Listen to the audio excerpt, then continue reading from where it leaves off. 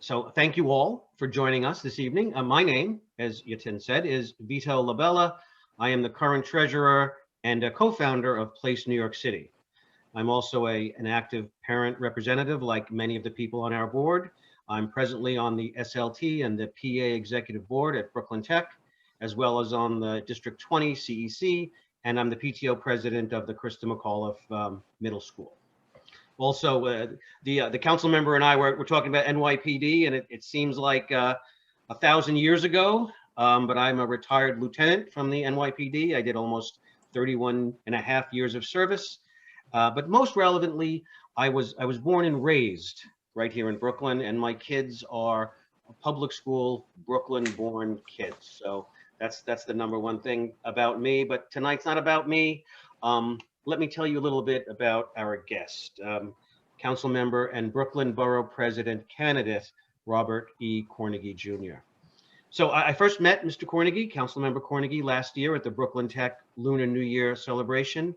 He only spoke for a few minutes, but I was immediately struck by his warm, generous persona and his common sense approach to problem solving. Since 2013, Councilmember Cornegy has represented the 36th district here in Brooklyn, specifically the neighborhoods of Bedford-Stuyvesant and Northern Crown Heights.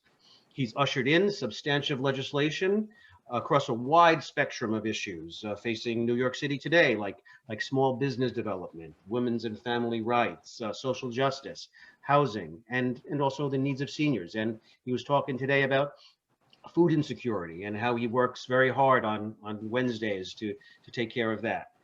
Mr. Cornegy, Councilmember Cornegy, has stated that education must be available that gives every Brooklyn child the chance to develop at his own pace and excel at what they choose.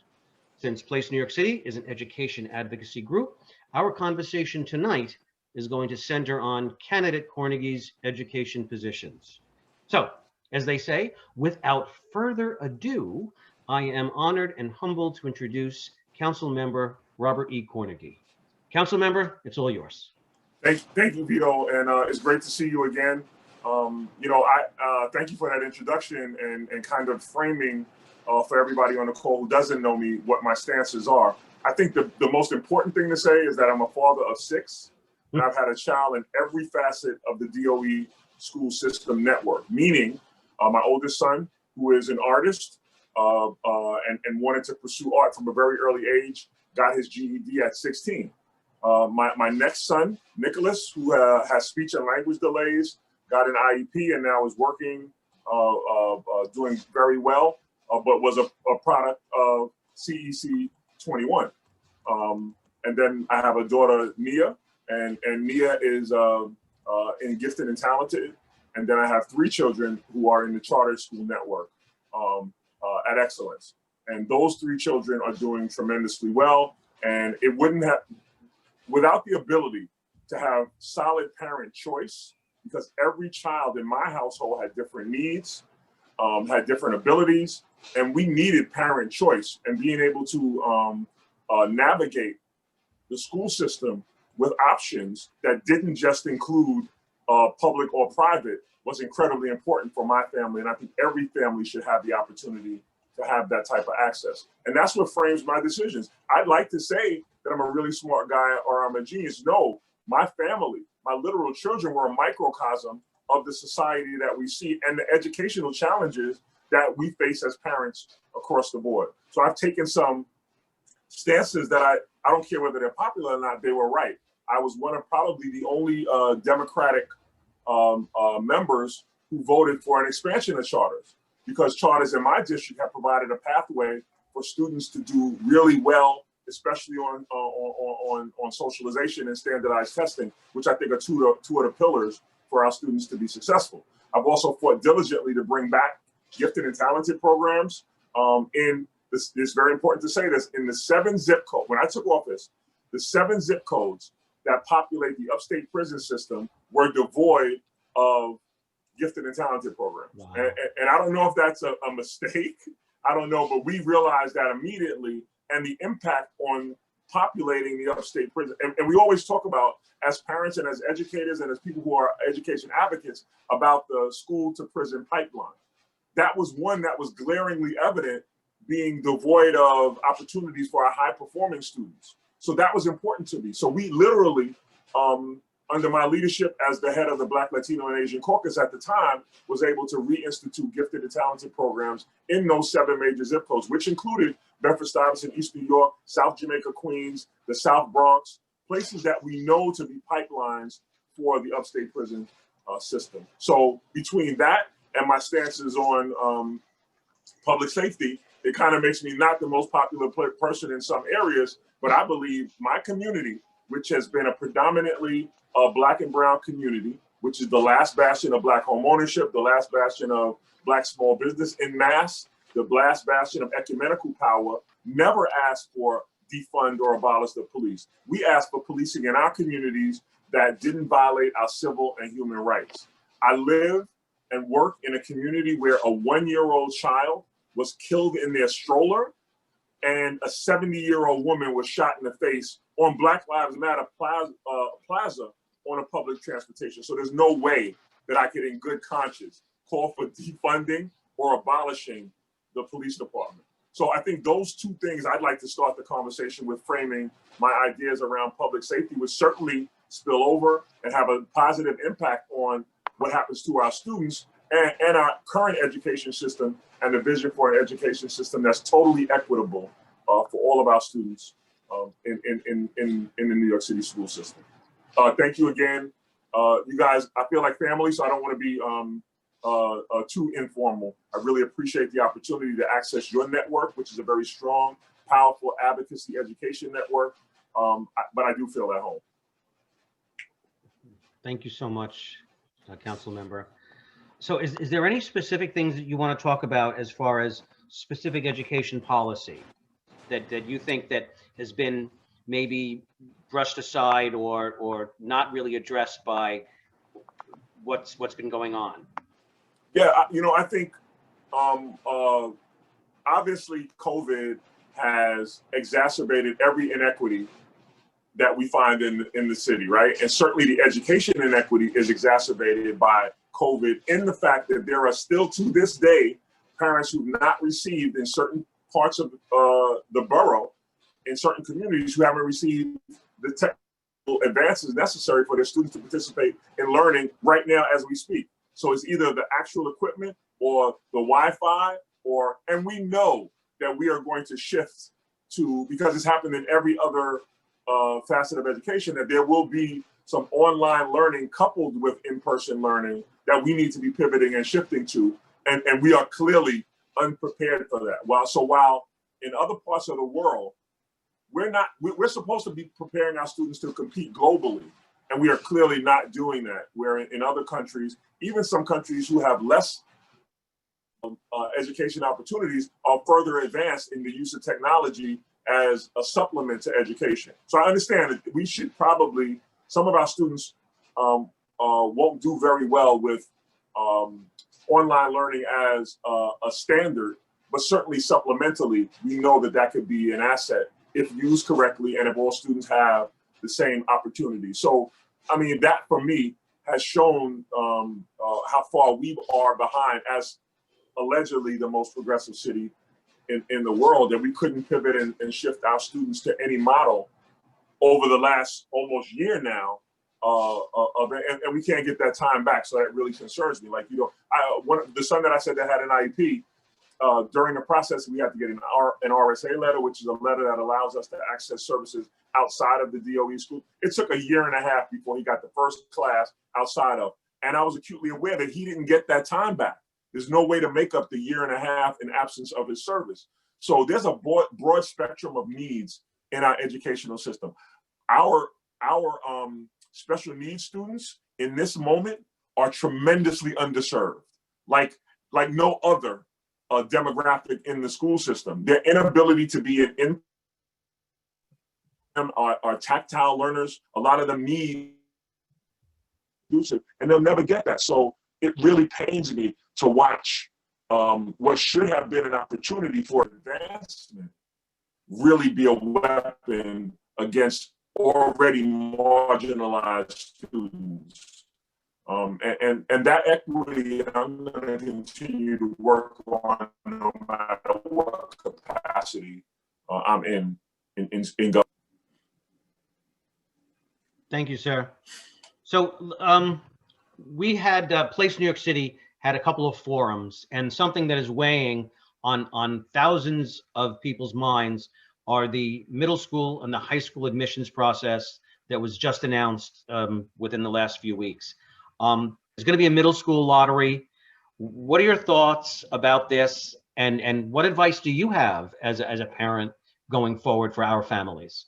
Right. So not only advice, I'm a tremendous advocate for, you know this, for not removing the test portion into our specialized high schools. I've been fighting against that, and again, very unpopular at the council. Right. For some reason, they see the necessity to do away with something that I think has been a great tool for students to be able to access. And so I'm in that fight with you. Like so you have an advocate and an ally on the council in that fight to make sure that we're not removing it. Now, my voice, as big as I am, my voice is smaller because we have so many people opposed to it, but that doesn't stop me from doing what I know is right.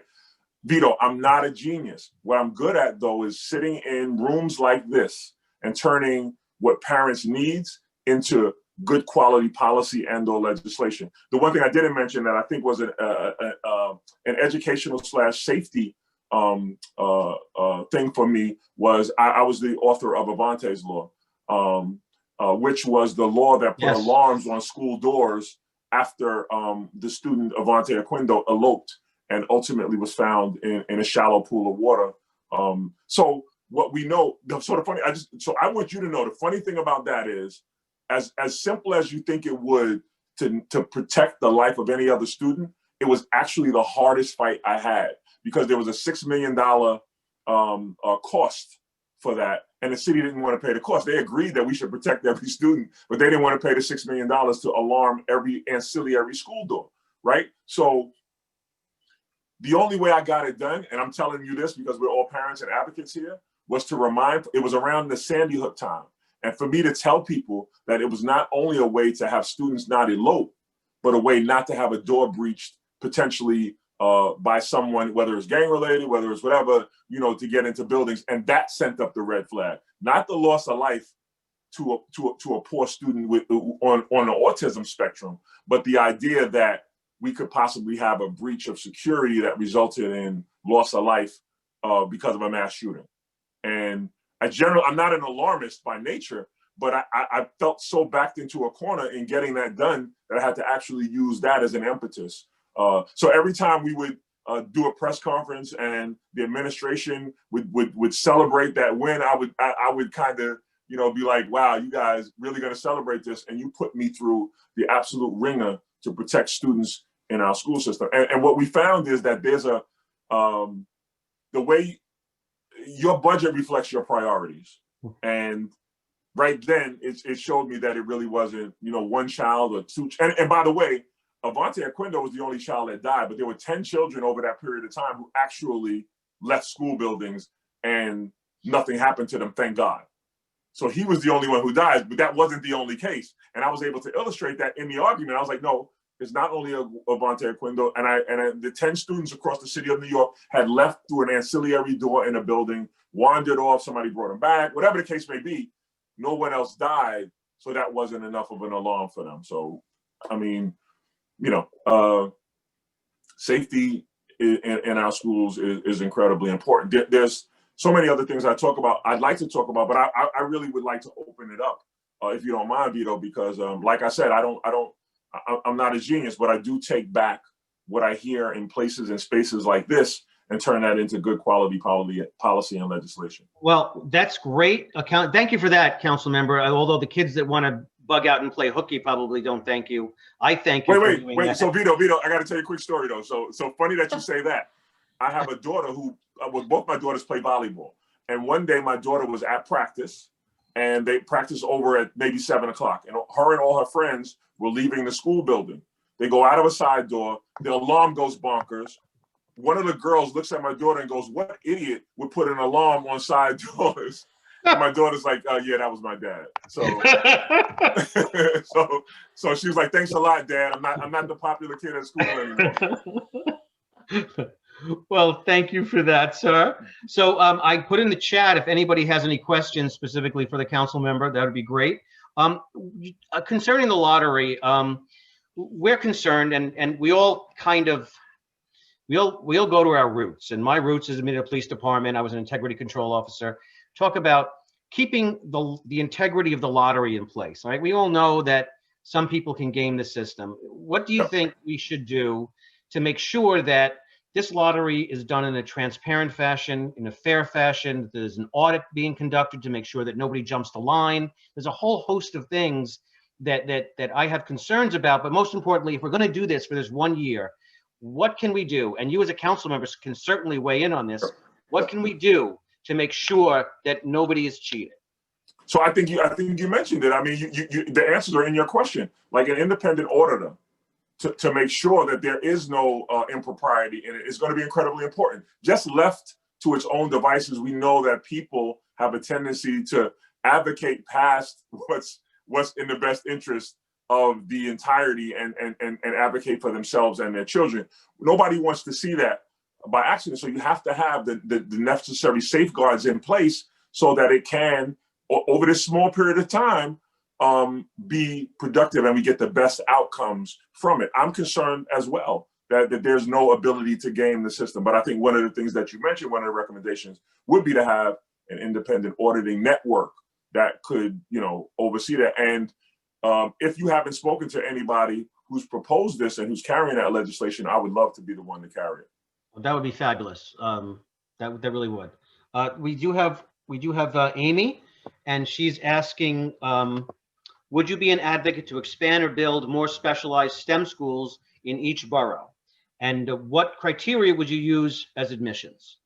So absolutely, I think that we should be expanding. We've already seen that what's being created with the small amount of schools that there are, and it's promoting a lot of improprieties. So I would certainly want to expand, but tastefully done and in a way that doesn't leave anybody out. What was the second part of our question? I'm sorry. So what screening would you use? I'm sorry. How would you propose that they get in for these separate schools, not the 8 schools that we understand that? I think you agree that those 8 schools should use the SHSAT, but any additional schools, what would your plan be?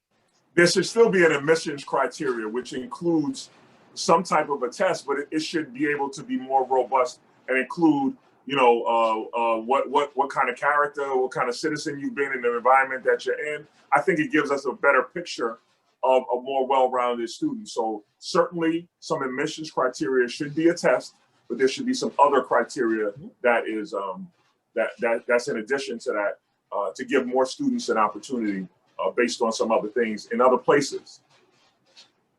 So along the same lines, we have a question from Tammy about access to screen schools in every district, as well as the CTE schools. Are they separate tracks? Are they, go ahead, sir. No, I think that there should be one assessment that determines what a student's best acumen is and whether or not CTE is a pathway. Again, I use my own family and my own children as a criteria. Every one of my children is not going to Harvard, but some of my children have the abilities with their hands. They work really well. Some of them are critical thinkers. Some of them, and it's my job as a parent to assess what they're best at. I think an assessment, a broad-based assessment, will not only show what an acumen a child has, but it'll help put them on a track for the best outcomes for that child, right? And CTE is not a booby prize by any stretch of the imagination. So for so long, that's how we've done CTE, as if hey, you guys can't do anything else, so CTE. No, CTE is a substantial pathway to success with the correct assessment tool. Right? Just ask any plumber, electrician, carpenter. I mean, they're running laps around a lot of lawyers and even some doctors.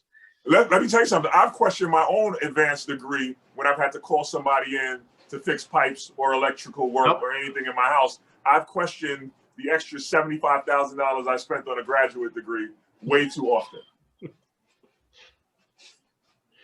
Tammy, I heard that you wanted to follow up. Yeah, my quick question is, I've seen the DOE has doing the growth in CTE, and I agree with you, it's awesome. But what we don't see is a growth in screen schools to be able to, there's an incredible demand throughout the city, but we don't see the growth in that. And so there's a lot of pitting of neighborhood against neighborhood instead of building out more robust, so there are options for every child. Whether you want CTE, you want a museum environment, you want a more rigorous, accelerated environment. What do you feel the best pathways are, and how can you advocate in your upcoming position and election to build out those options in every borough? So thank you, Tammy. Here's the beauty of the borough president's office. It's such an undefined role that each one of us gets to bring our particular acumen to that role. My acumen around understanding the needs of parents based on being a parent, having this broad spectrum of students to look at, allows me to carry that into Borough Hall and actually create a small group of folks who work towards legislation and policy that builds up that exactly what we're talking about, this broad spectrum where on one end there's CTE, on the other end there's high performing students that are going into gifted and talented, and everything in between. We haven't taken a real holistic method. Different administrations have a concentration on different things. So you have one administration who concentrates on high performing students and specialized high schools. And then the next administration comes in and concentrates on CTE, which actually hasn't happened yet. But that's usually how it happens. What I'm proposing, and from my administration, from a borough president's perspective, with, by the way, the largest bully pulpit probably in the state of New York, in most states, right? Because Brooklyn, quite frankly, if it was a city, would be the 4th largest city. So that gives me a large platform to speak about the needs of our educational system. That is one of the most important things to me so there's a lot of talk about recovery and resiliency, right? Because of the pandemic and because of all the inequities that have been exacerbated. But recovery and resiliency without looking at a broad spectrum of the educational needs of our students is a failed recovery and resiliency plan.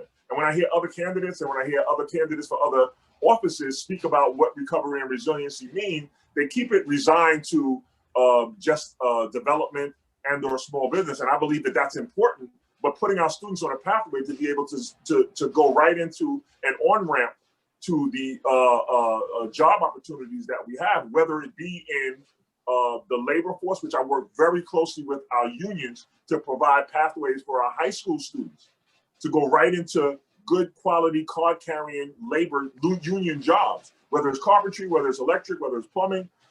There are so many opportunities there, and through attrition, those opportunities become available. We can put our students right into that. So I have a broad-based plan to deal with all of the needs of our students, and I don't believe they're mutually exclusive. I don't think that I have to focus on one thing, and I won't from a borough president's perspective. And it's my intention to have, which doesn't exist in any borough president's office to date, a cachet of folks like folks on this call who are willing to advocate, but who are solution oriented, so that that we're ready to hit the ground over the next and part of my 100 days in office, and no one else is saying this, includes solid educational policy. Thank you, sir. So I'm going to combine a couple of questions. Of course, you're familiar with the District 15 plan, the thing that they implemented.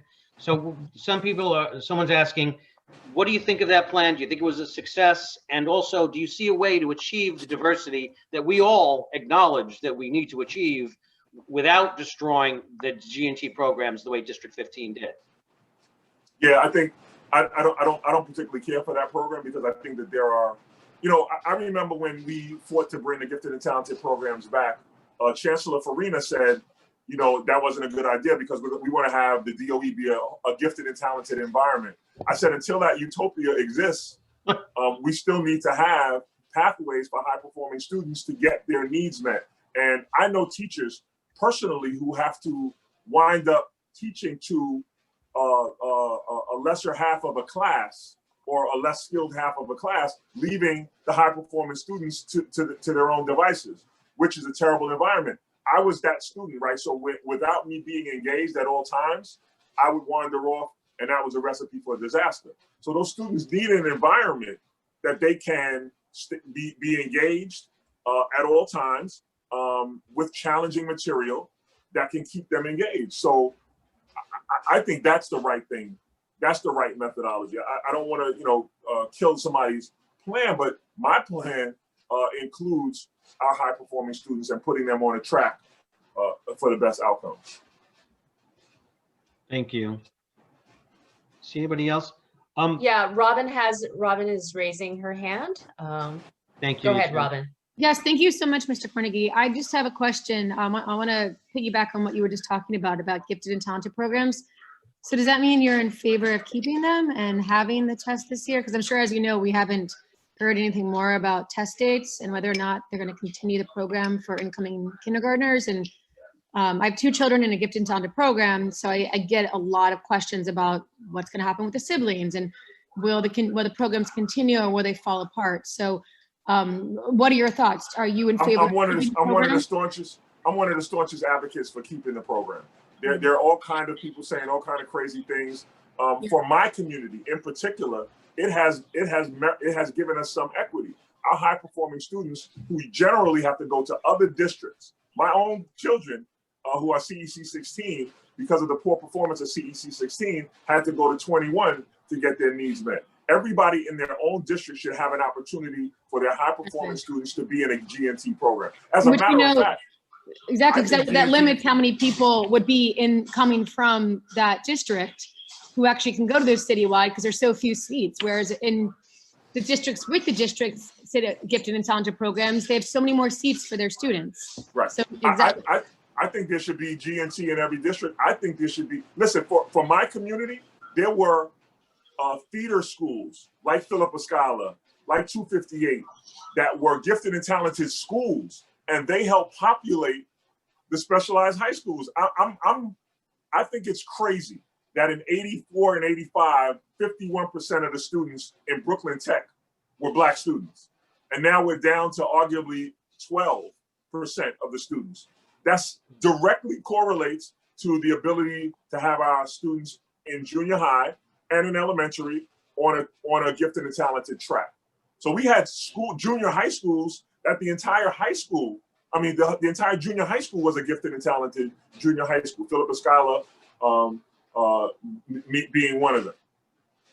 So I want more, right? Thank you so much. That puts me in a minority though, but I want more. Thank you. Jean, did you have a question? I did. Hi, I'm sorry. I'm in a car. Hello, Council Member Cornegy. Hey, Jane, how are you? Good. I actually used to live in Bed-Stuy, and I thought it was a great neighborhood. I had a house, and I couldn't mow the lawn, so I moved. So Understood. But I liked it there. I have a question. I have a 4th grader, and I got to say, this year, arguably, you could say that there is some validity to what the mayor and the chancellor are doing. I don't agree with it, but I'm just saying, for argument's sake and playing devil's advocate, they are using COVID as an excuse. My concerns are for the following year. And as borough president, I just feel like we're on a pendulum, and there's a big push from activists and even the Democratic Party to it's sort of an anti-education push, if you will. So as borough president, I'm wondering what kind of impact and influence could you have to help move that pendulum back the other way? So again, I'm on the education committee at the council and have established great relationships. The borough president's office, as I mentioned, has the largest bully pulpit. So everything from sounding the alarm to work with advocates like you on the call for good, solid education policy swings the pendulum, right? So unfortunately, we live in a city where the largest noise gets the most attention. And sometimes advocates are able to move the needle because they can just clamor and clamor and clamor so much. I I'm not a clamorer, but I do have a loud voice. Nobody questions my understanding of the school system because of the range of children that I have and because of how involved my family has been. And because of that, it gives me a great amount of credibility when I go and I call for certain things.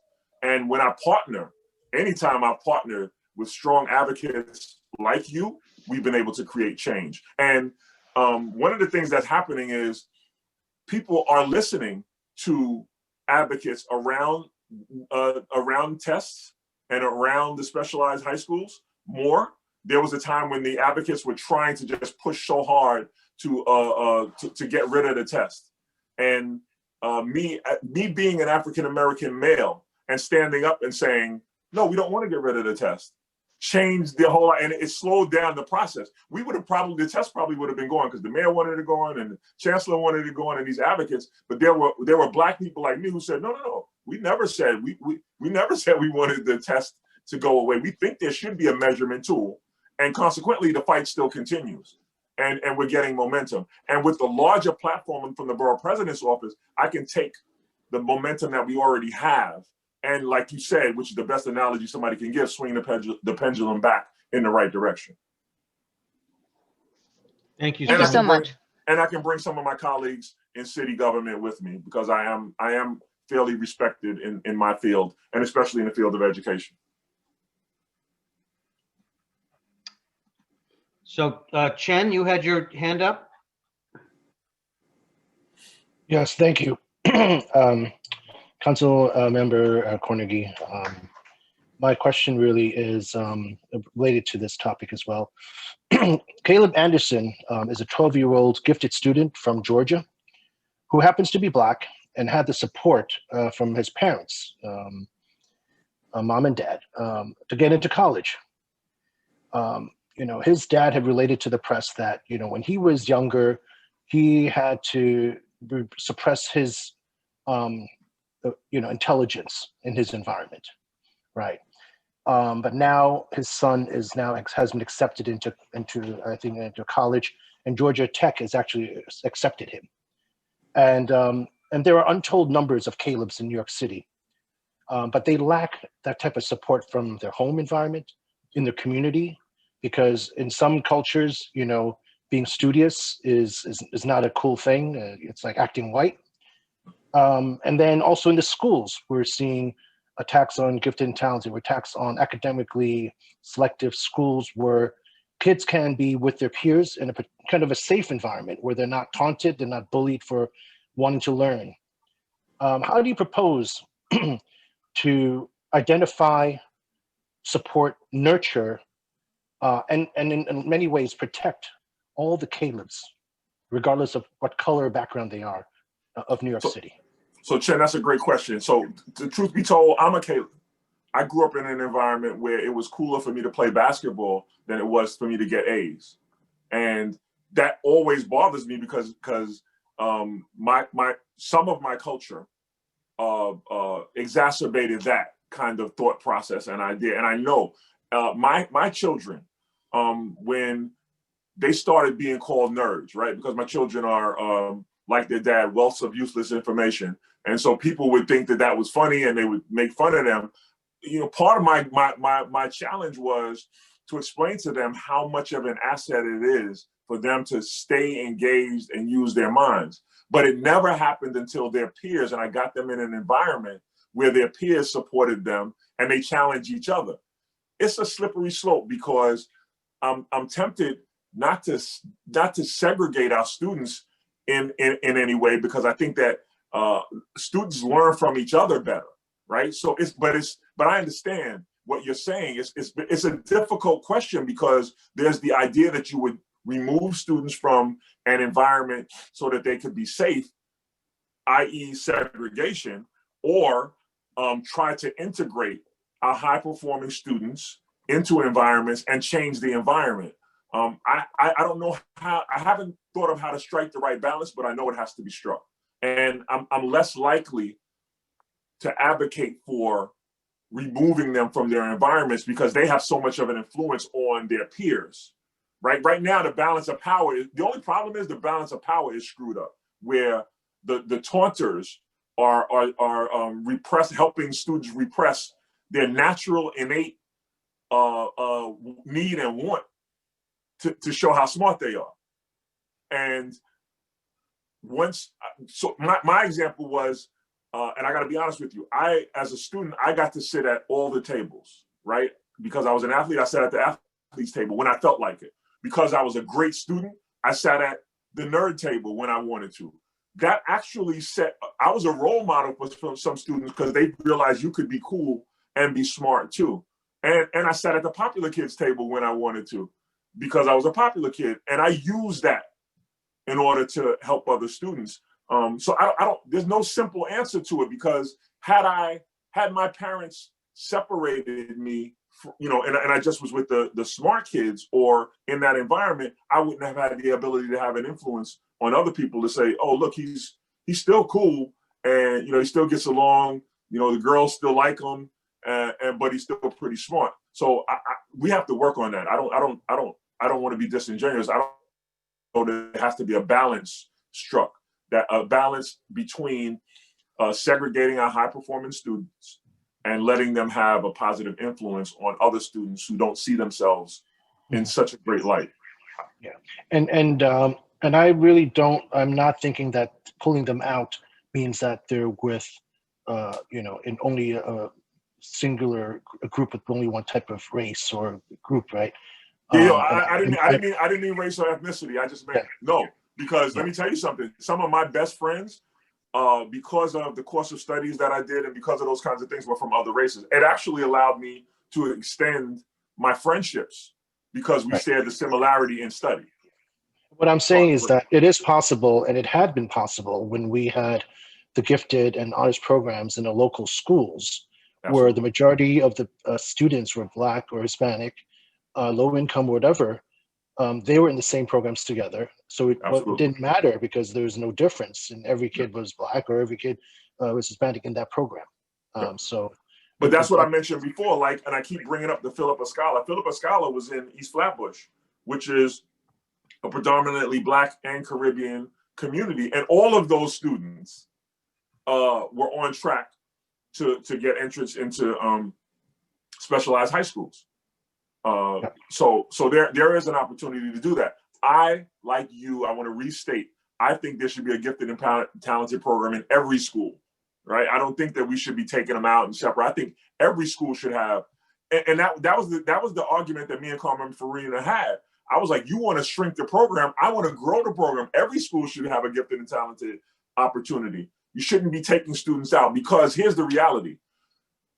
Education has two components. One is the reading, writing, and arithmetic, and the other is the socialization. And anytime we take students out of an environment where they can socialize and be socialized and put them in another environment, it's incredibly confusing to a student. So every student should have an opportunity in the environment that they know best to have a gifted and talented opportunity. And I'm not going to rest until that happens. So I'm up for that fight. Thank you. Thank you. Thank you. Thank you both. Council member, just let me please share for 1 second. I want to thank you. So often that we talk past each other and we're so quick to take offense at anything that anyone says. And I want to thank you for really giving everyone the benefit of the doubt.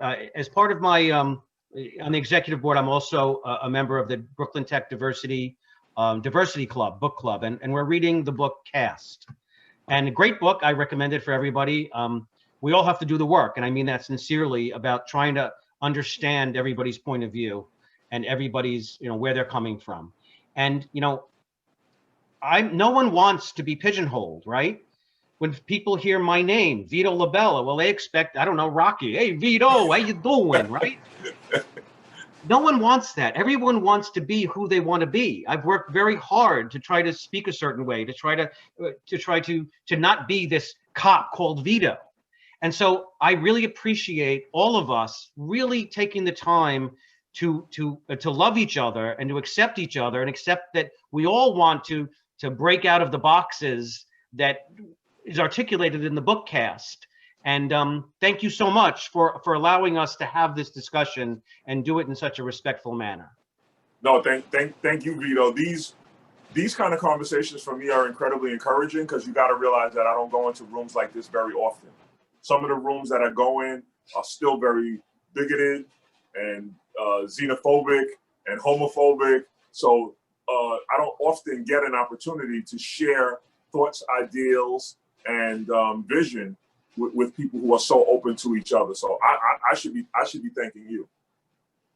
Thank you, sir. So David Lee, a fellow Brooklyn Tech guy, you're up, sir. Thank you. Hey, David. Hey, Councilman. It's nice to see you again. You too. I think you're still cool. You know? Thank you. I just, you mentioned Philip Escala. I just want to comment that I went on the website the other day, and reality just really hit, because, under on how you get admitted to their Gifted and Talent program. It looks like a great program. It says that, we have a rubric, but we're not using this rubric as of now. We're waiting for DOE guidance on how to admit our students. And I thought that was really sad. And I guess my ask is that, when you go back to your education committee, see if you could try and change that or make an exception. I mean, I just think of all these kids who are not who are talented, who are preparing to go into this program, and now that just pulled out from under them, and where are they gonna, are they gonna have the opportunity to really fully get the education that they deserve, and move on to a Brooklyn Tech, which is down the block from them. So that's my ask of you. Do what you can to help David, just like Phil Pascala. You can count on that. And I remember watching how cruel it was, the way that they shrunk the Gifted and Talented program in CEC 13 and 16. It was brutal what they did. And I remember the families who had children, who had siblings, who were coming behind their older siblings, and they started going, yep, so we're not bringing any more kindergarten classes. We're not bringing any more third grade classes, any more second grade classes. And parents were livid. That was the cruelest thing that I had ever seen, under the guise of more efficiency or effectiveness. And we suffered from it. Under the old Gifted and Talented rubric, it allowed for input from everybody in a child's environment. Right, so it wasn't solely the exam. It was the exam, and I understand that, and that's important. But the principal could say, "Hey, I've watched this kid over a period of time, and they've demonstrated a level of acumen that may not necessarily show up in other places. Let me tell you about this kid." When they centralized it, when Bloomberg centralized it, it took away the opportunity for extra input to be a part, and then they phased out the program. It was so incredibly brutal and painful to watch families suffer through them shrinking the program, taking out one grade after another grade after another grade, until there was no more G&T left, and parents didn't know what to do. A lot of parents, like was mentioned on the call today, had students who they had a reasonable expectation would be able to participate in the Gifted and Talented program after a sibling. They had, that, because that all happens in your household. I'm acutely aware of that. And having that opportunity ripped away from them, I thought was cruel and really brutal for families who were preparing their students for academic success. Weren't able to access that. It was very cruel on the DOE. And so Philip Escala, I keep making as an example, but I will look at what the absence of the rubric is and what they're waiting for. And you should know that there was a period in time that Chancellor Carranza, every time he'd see me, would go, "Come on, man, not Gifted and Talented again." Because that was, I said, look, I'm going to stay centrally focused on this, and I'll let my colleagues talk to you about everything else. But this is something that's incredibly important for my community. So, so every time he sees me now, he's like, "Oh, this guy again with Gifted and Talented." So, but that's a major issue for me. As well as CTE, but having pathways for our high-performing students, I think, is important. And the last question I asked him right before the pandemic, I tricked him. I didn't say G&T. I said, "What pathway is there for high-performing students of color in your new school system?" And he was pissed, because that was the way of asking the same thing but not saying it. Yeah, he was prepared for me to say Gifted and Talented, and I just wouldn't say it. I said high-performing students of color. What's the pathway? And quite frankly, there was no answer. Right. So forget even labeling it gifted and talented. What's the DOE's solution or pathway for high performing minority and or students of color? Tell me what it is, and then I don't care what the lexicon you use. That's irrelevant. The fact that he couldn't answer the question about a pathway for high performing students is more concerning than actually using the title, quite frankly. Good luck. Thank you. Yeah, thanks. If I can interject, I'm sorry, I used my time slot, but I just want to point to this very issue is two of them is one, there's this underlying unspoken actually racism and bias that is assuming that the Black and Hispanic students cannot be high achieving students because then they're not being supported. That's an unspoken bias, and that's horrendous. And I try to call them out every time. The other one is that you mentioned is that in the old days, I don't want to say good old days. I think we should improve on everything over time, but this is the difference. When after Bloomberg stepped in, you needed engaged parents to navigate the gifted program. In the old, the previous program, the principal teachers knew who the students were and what their abilities are and grouped them in the right areas without even the parent needing to be around. Either they're working 2 jobs or they're single parent or they're under distress, addiction, incarceration, whatever. And in a kind of an economic development model, you want to have the least friction for getting kids into the right programs to achieve as much as possible. And by having a very centralized program, it hurts that process and closing it off as well. So thank you. Sorry for adding more than my time. Sorry. No problem. But Chen, I do want to say to you that, so one of the things we wound up having to do, which is crazy, I couldn't get them to be more expansive on the outreach to parents for the gifted and talented exam, right? So I wound up having to legislate that they had to include the gifted and talented offer package in universal pre-K and 3K, because the mayor was so high on universal pre-K and universal. There's a piece of legislation that the mayor had to sign into law mandating that they would include in the universal pre-K package all of the information and an application for gifted and talented, because parents weren't getting it. Unless you were an active and engaged parent, you didn't even know that gifted and talented existed. So I had to make them, through legislation, included in his coveted universal 3K and universal pre-K programs, the package, which is crazy that I had to actually craft legislation. I couldn't just say, hey guys, why don't you do a robust outreach to every single parent so they know that this exists? And they said no. I had to go back and have my bill drafting team draft a bill demanding that they included it. And now I got to check, but the law says that in every universal pre-K or 3K package, there has to be the offer and application for gifted and talented. So That's when will you crazy. run for mayor, council member? Well, they made that step very at a time, right? unattractive, Chen. It's very Thank you. unattractive right now. Thank you. Thanks, Jen. Thank you, council member. I'd like to, one question from Vito. These all have not been mine. You are a charter school parent. You're a public school parent. I have, and many of my members on the CEC, many of my fellow PLACE members who are on the CECs, some who are not, we really believe that charter school holds answers to some of our problems. What do you see that the DOE and our public schools can learn from the charter schools? Well, first of all, parent engagement. You can have a charter and a regular DOE school in the same building, and you can have an open school night. And the charter parents, for some reason, are there and engaged, and the public parents not so much. So there's something missing inherently in the parent engagement in those two models. That was the first thing I saw.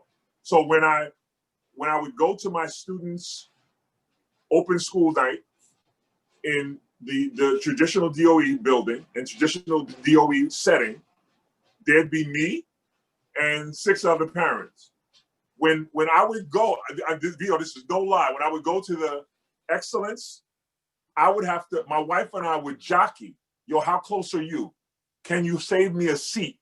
Get there before me. I swear to you, in the same school building.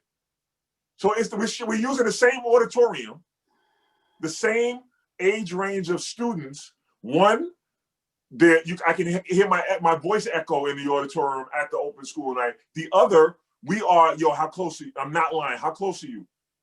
Are you at the door? Get in there, hurry up, get us a seat. That's crazy. So for me, the parent engagement piece, which I never really figured out what they did or what they do in that setting to get parents so involved. But I guess if you advocate to get into it, then you must be engaged. I don't know, but for some reason, that to me was the most glaring deficiency for the students, was the parent engagement portion of it.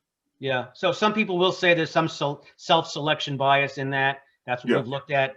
But the thing is, how do we get every parent to feel that kind of a commitment to their school, right? And commitment to that kind of learning. That's, I think, the challenge that we all face. That is absolutely the challenge, Vito. So we do have a Mark. Would you like to jump in? I know you have a question, Mark Russo. Hello, Councilman. Pleasure to meet you. Hey, Mark. I just simple question. Based on all the things the city is dealing with right now, budget deficits, COVID, crime, etc. Education, as you could see, this for the group of people here is very important. Will you have enough staff and resources and time and energy with all those things going on to still kind of make education a priority when you're dealing with so many other things, or when you may be dealing with so many other things, if you're the borough president? Yeah. So Mark, thank you for that question. I don't think they're mutually exclusive. I actually think you can't do one without the other. If you're talking about public safety, you're certainly talking about our students. If you're talking about food insecurity, you're talking about the families of our students. So it's all inextricably tied together. And so I don't get, there's no discontinuation for me. Everything is on this continuum of making the quality of life better for the residents of the borough of Brooklyn. I've had to do that as the current council member. I don't get to turn away from food insecurity. I have the highest degree of gun violence probably in most districts in my district. I don't get to focus on that solely. So I've become quite skilled at the art of dealing with all of these things simultaneously, understanding that I can walk and chew gum, and we as a city should be able to walk and chew gum at the same time. So I think it's important to note that one goes with the other. So my answer is yes, and I can demonstrate it by the fact that I didn't say all of my associations, but I'll tell them now. I am the chair of housing and buildings. I'm on finance, the budget negotiation team. I chair the Democratic Conference. So right now, I've chosen roles that allow me to be prominent in the very issues that you said, and education is one of them. So the simple answer is yes. The long answer is we've had a history of doing that from my council days, and my leadership roles within council certainly signify that I could do that. It's a vast borough, but we're skilled at meeting those needs. And for me, any society that doesn't prioritize its young people and its elderly is a failed society. So education for me is going to remain a priority. Not to mention I still have 6 kids and twin 13-year-olds at the tail end of the spectrum, thank God. So it remains a priority for me, both figuratively from my roles and literally as a father. Thank you. Thank you for your service so far. Thank you. Thank you, Mark. Thank you, council member. Yeah, my son, we're going through, he's a senior at Brooklyn Tech, and we're going through the college process, and it's very scary when you start. I have 3, you have 6. Oh, God bless you. I'm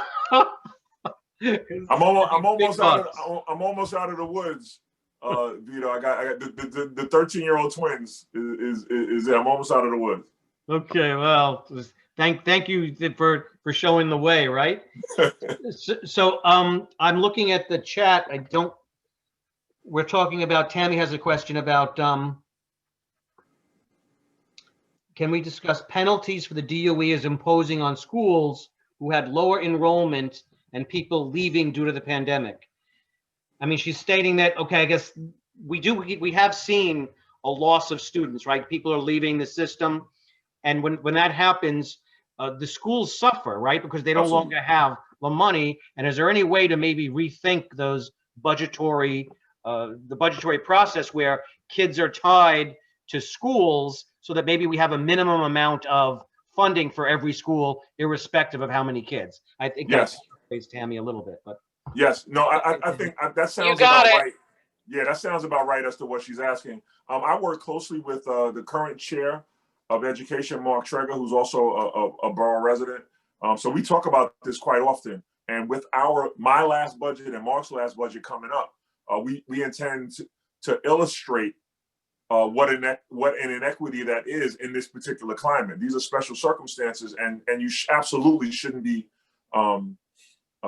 penalizing schools monetarily for the lack and or absence. So I think standardizing or attempting to standardize a baseline would be a good place to start. And I'll continue to negotiate with Mark around that as we get ready to, our budget negotiation starts next month.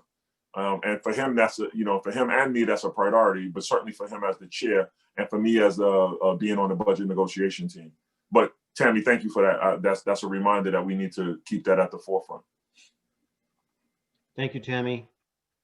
Anybody else? So we'll go back to we have some questions that predated the chat. And the question resolves, we have a lot of CEC members on the PLACE New York City board and PLACE New York City membership. And the question is, what would you look for in your CEC appointees? You get 2 members for each of the 11 boards in Brooklyn. And who would you look for? What kind of an individual would you look for to fill those positions?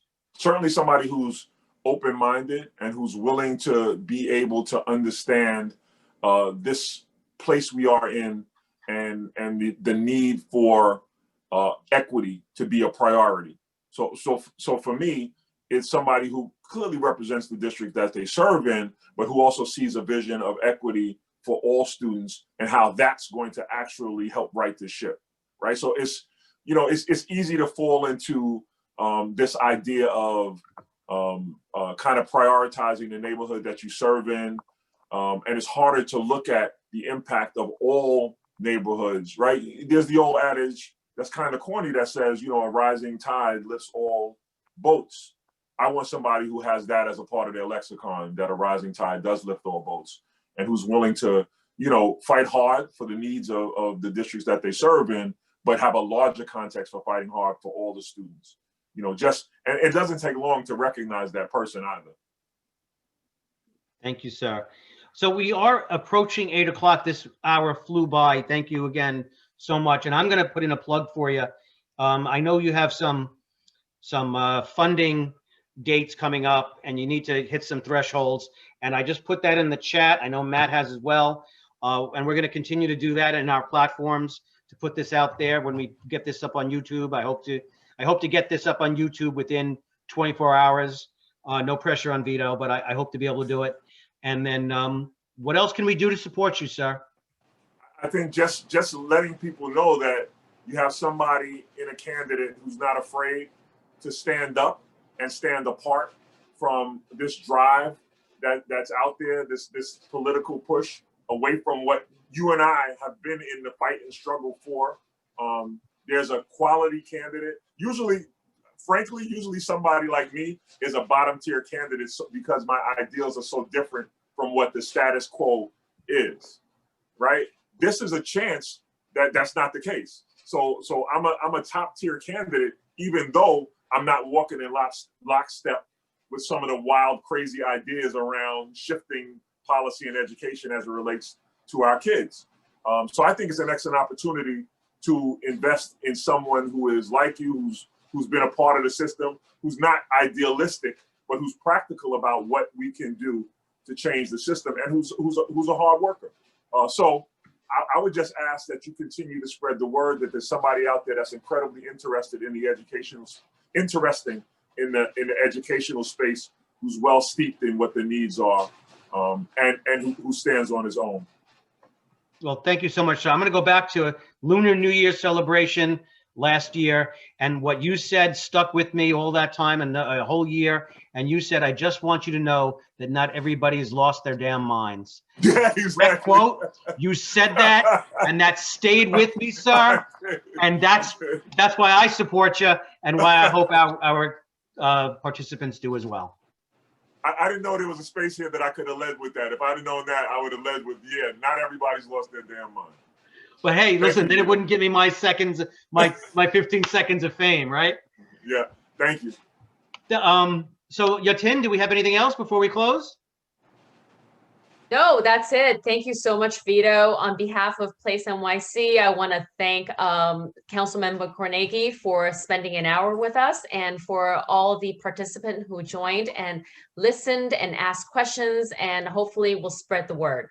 So enjoy the rest of your evening, and we'll see you again soon.